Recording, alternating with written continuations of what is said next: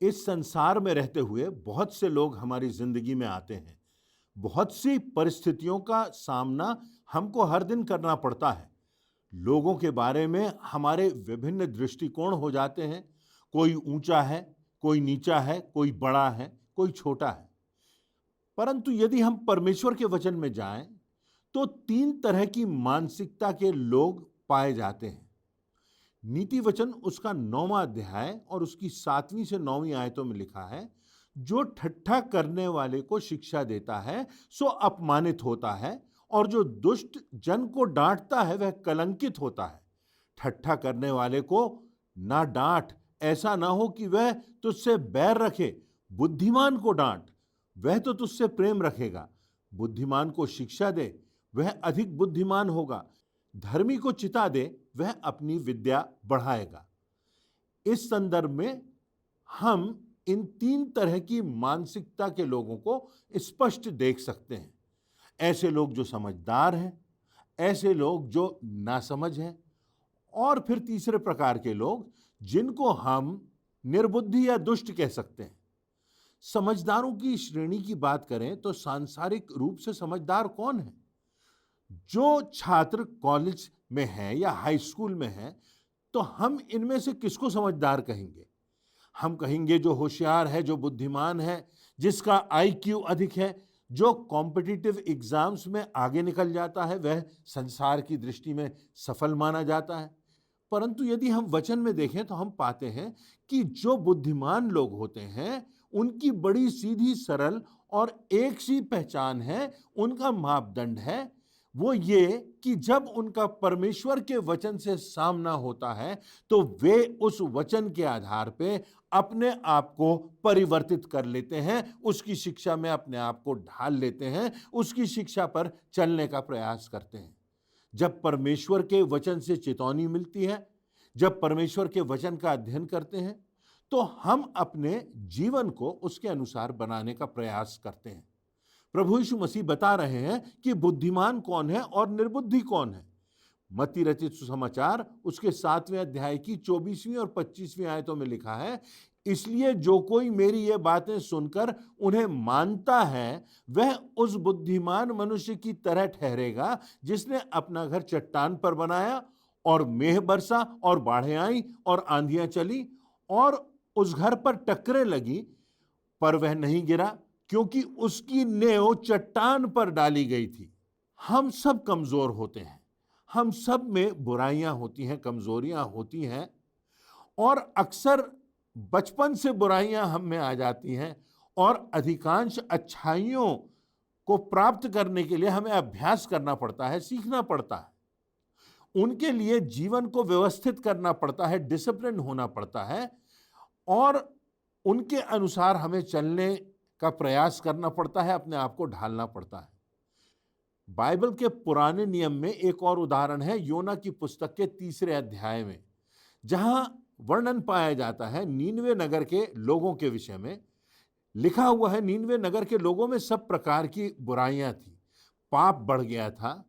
परमेश्वर नीनवे नगर को सुधारने के लिए योना को भेजता है, और तब योना नबी की पुस्तक उसके 3रे अध्याय की 5वीं आयत में लिखा है, तब नीनवे के मनुष्यों ने परमेश्वर के वचन की प्रतीति की और उपवास का प्रचार किया गया, और बड़े से लेकर छोटे सबों ने टाट ओढ़ा, अर्थात पछताप किया।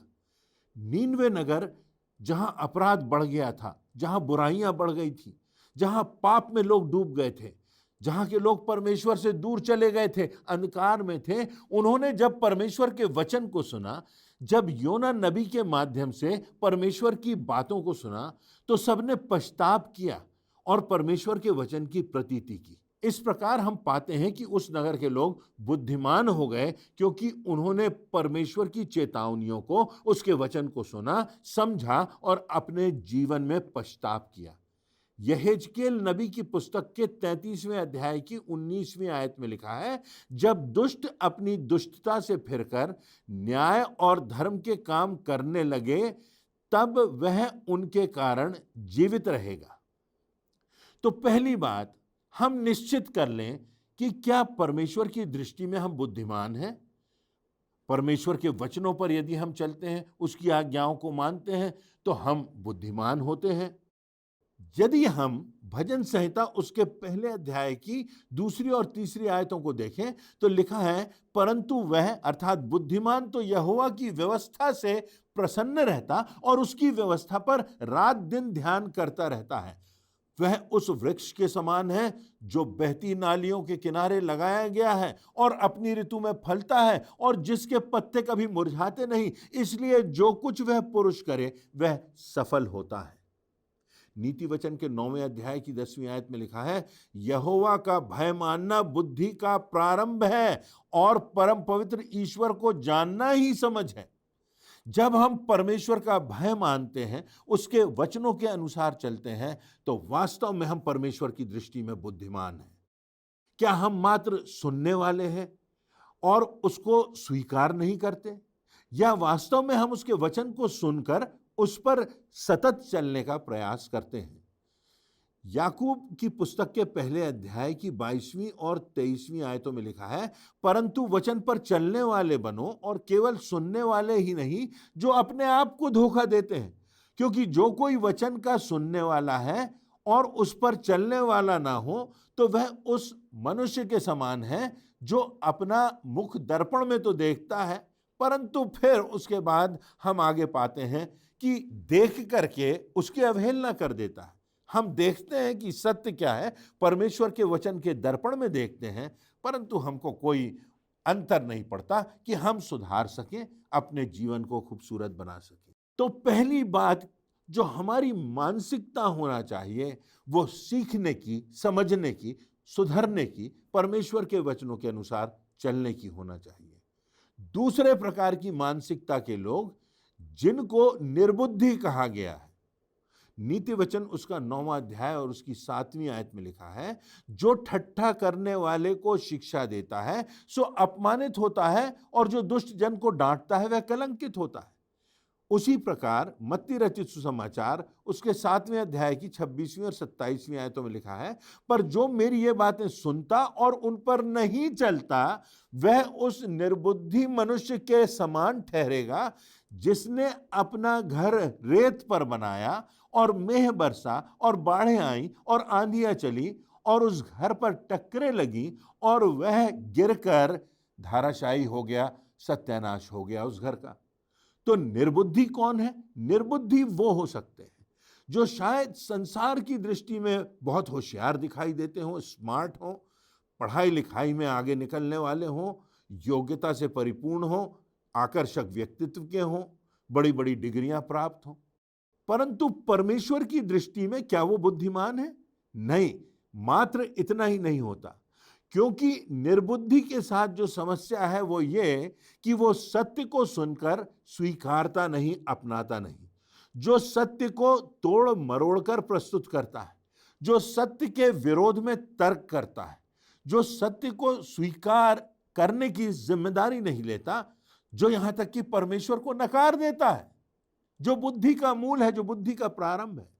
यहेजकेल नबी की पुस्तक उसके 33वें अध्याय की 31वीं और 32वीं आयतों में लिखा है, वे प्रजा की नाई तेरे पास आते हैं, तेरे वचन को सुनते हैं, परंतु वे उन पर चलते नहीं। मुंह से तो वे बहुत प्रेम दिखाते हैं, परंतु उनका मन लालच ही में लगा रहता है, क्योंकि वे तेरे वचन को सुनते हैं परंतु उन पर चलते नहीं। उसी प्रकार नए नियम में 1 कुरिन्थियों उसके 15वें अध्याय की 19वीं आयत में लिखा है, यदि हम केवल इसी जीवन में मसीह से आशा रखते हैं तो हम सब मनुष्यों से अधिक अभागे हैं। क्या हमने अपनी जिंदगी को अनंत के परिप्रेक्ष्य में देखा है? क्या हमने अपनी जिंदगी और उसके बाद की तैयारी कर ली है? क्या हमने अपनी आत्मा के विषय में सोचा है और मृत्यु के बाद की भी तैयारी कर ली है? अनंत के चित्र को देखकर हमने अपने जीवन को नहीं सुधारा, मृत्यु के संदर्भ में भी हम सोचकर समझकर अपने जीवन को बदल नहीं सके, तो हम फिर निर्बुद्धि हैं, मूर्ख हैं। तो फिर क्या करें ऐसे लोगों के साथ? मैं कुछ पुस्तकों में कुछ विद्वानों के द्वारा लिखी हुई बातों को पढ़ रहा था, जो मनोवैज्ञानिक हैं, और उनकी सलाह पर मैं ध्यान भी दे रहा था। उन्होंने कहा, ऐसे लोगों के साथ जो सुनते नहीं, ध्यान नहीं देते, जो निर्बुद्धि हो गए हैं, बार बार समझाने के बाद नहीं समझते और मात्र इसी संसार में आशीषें पाना चाहते हैं, हमारी जिंदगी में कुछ शॉर्ट टर्म गोल्स होते हैं, दिनचर्या के गोल्स होते हैं कि आज के दिन हमें क्या उद्देश्य पूरा करना है, इस माह में, इस वर्ष में हमें क्या करना है, इस सप्ताह में हमें क्या करना है, अपने परिवार के लिए हमें क्या सोचना है। परंतु कुछ दूरदर्शिता के गोल्स होते हैं जो अनंत के परिप्रेक्ष्य के होते हैं, जिनको इंग्लिश में लॉन्ग टर्म गोल्स कहा गया है, जो बड़े पर्दे पर हम अपने जीवन के चित्र को देख सकें, जो मृत्यु के और अनंत के परिप्रेक्ष्य में हम अपना मूल्यांकन कर सकें कि जब हम इस संसार से जाएं तो क्या हम परमेश्वर के राज्य में प्रवेश कर सकेंगे। जो कुछ हम इस संसार में कर रहे हैं उसका परिणाम हमारे अनंत को प्रभावित करता है। परमेश्वर के न्याय का सामना हमको करना पड़ेगा। किसी ने बहुत अच्छी बात लिखी है, लोग अगर ये समझ जाएं कि उस पीड़ा को, जो अनंत की पीड़ा है, जो अनंत मृत्यु की पीड़ा है, तो अभी अपने आप को परिवर्तित करने की पीड़ा बहुत छोटी, बहुत सूक्ष्म प्रतीत होगी। यह पीड़ा उस अनंत की पीड़ा की तुलना में बहुत कम होगी, जिसका कि हम विवरण भी नहीं दे सकते। कितनी अधिक पीड़ा अनंत की पीड़ा और कितनी कम, इस कम और ज्यादा की हम व्याख्या नहीं कर सकते, इतना अधिक अंतर है। तो हमने देखा कि पहले प्रकार की मानसिकता बुद्धिमत्तापूर्ण होती है। दूसरे प्रकार की जो मानसिकता होती है वह निर्बुद्धि मनुष्य की होती है। तीसरे प्रकार की मानसिकता के लोगों को दुष्टों की संज्ञा दी गई है। नीति वचन 14:32 में लिखा है, दुष्ट मनुष्य बुराई करता हुआ नाश हो जाता है, परंतु धर्मी को मृत्यु के समय भी शरण मिलती है। भजन संहिता उसका पहला अध्याय उसकी 4 से 6 आयतों में लिखा है, दुष्ट लोग ऐसे नहीं होते, वे उस भूसी के समान होते हैं जो पवन से उड़ाई जाती है। इस कारण दुष्ट लोग अदालत में स्थिर न रह सकेंगे और ना पापी धर्मियों की मंडली में ठहरेंगे, क्योंकि यहोवा परमेश्वर धर्मियों का मार्ग जानता है, परंतु दुष्टों का मार्ग नाश हो जाएगा। ये दुष्ट लोग कौन हैं? उनका उद्देश्य विध्वंस करना है, उनका उद्देश्य तोड़ना है, उनका उद्देश्य विनाश करना है। ऐसे लोग दुनिया में होते हैं। ऐसे लोग हो सकता है कि नेतृत्व करने वाले बन जाते हैं। तो हमें अपने हृदय को देखना है कि कहीं हम ऐसी मानसिकता में तो नहीं हैं। ऐसे लोगों से हमको बचना है, ऐसे लोगों से हमको दूसरों को बचाना है और ऐसे लोगों को भी बचाना है। परमेश्वर ने हम में से हर एक के जीवन में एक योजना बनाई है और हमको संसार में बुद्धिमानों का, निर्बुद्धि का और दुष्टों का सामना करना होता है। इफिसियों की पुस्तक उसके 5वें अध्याय की 15वीं आयतों के आगे लिखा हुआ है, इसलिए ध्यान से देखो कि कैसी चाल चलते हो, निर्बुद्धियों की नहीं पर बुद्धिमानों की चाल चलो और अवसर को बहुमूल्य समझो, क्योंकि दिन बुरे हैं। इस कारण निर्बुद्धि ना हो, पर ध्यान से समझो कि प्रभु की इच्छा क्या है।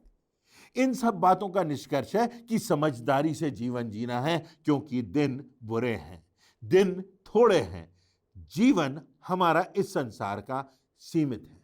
इसलिए हमको अवसर को बहुमूल्य समझना है और अपनी जिंदगी को बदलना है। प्रभु यीशु मसीह हमको अवसर दे रहे हैं, चाहे हम निर्बुद्धि हों और चाहे हमने अभी तक वचन को स्वीकार ना किया हो और चाहे हम उस एक्सट्रीम पर हों, दुष्टों की श्रेणी में आते हों, परंतु हमको एक और अवसर है। किसी आमूल रूप से बदले हुए व्यक्ति के संदर्भ में जिसकी मानसिकता संपूर्णता से बदल गई, उसके संदर्भ में इस प्रकार से लिखा है, जहां घृणा का प्रेम से सामना होता है वहां प्रेम की जीत होती है और घृणा हार जाती है। जहां क्रोध का दया से सामना होता है वहां दया की जीत होती है, क्रोध पराजित हो जाता है। जहां प्रतिशोध का क्षमा से सामना होता है वहां क्षमा की जीत होती है और प्रतिशोध हार जाता है। जहां विद्वेष का अपनत्व से सामना होता है, वहां अपनत्व की जीत होती है और विद्वेष हार जाता है। जहां आक्रोश का आशीष से सामना होता है, वहां आशीष की जीत होती है और आक्रोश की पराजय होती है।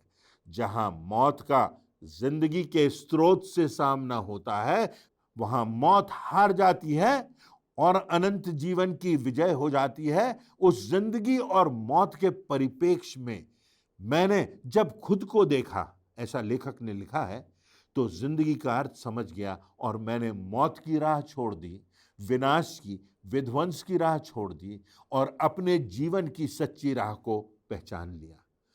मैं अपने आप से और आपसे प्रश्न करता हूं कि क्या हमारा उस क्रूस से सामना हुआ है जहां प्रभु यीशु मसीह का बलिदान हुआ और सारे संसार को क्षमा प्राप्ति का, उद्धार का द्वार खोला गया?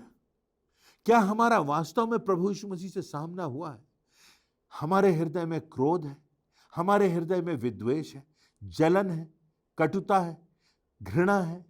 इन्हें लेकर जिंदगी में और जिंदगी के अंत तक हमको क्या मिलेगा? क्या हमने प्रभु यीशु मसीह के प्रेम को, उसकी क्षमा के मर्म को समझा है? क्या उसके क्रूस के बलिदान के सामने हमने अपने जीवन को देखा है? यदि मेरा और आपका उस प्रभु यीशु मसीह के क्रूस से सामना हुआ है और उस प्रेम और क्षमा के चित्र को और उस बलिदान के और उस मृत्यु पर विजय के चित्र को हमने देखा है, तो हमें समझना है कि हमारी जीत किस में है और हमारी पराजय किस में है।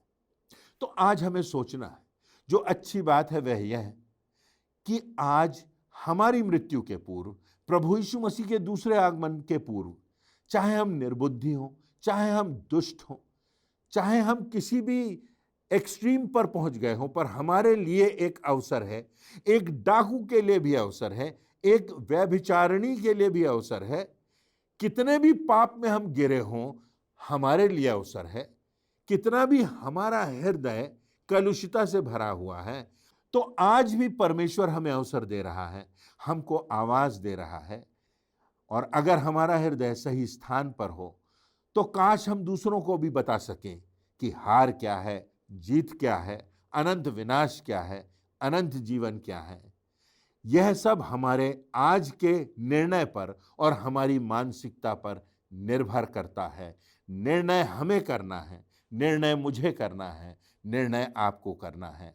आज इस बात पर चिंतन करते हुए हम अपने जीवन की राह में आगे बढ़ें, परंतु इस प्रश्न पर अवश्य ध्यान दें। परमेश्वर इन बातों से आप सबों को बहुतायत से आशीषित करे।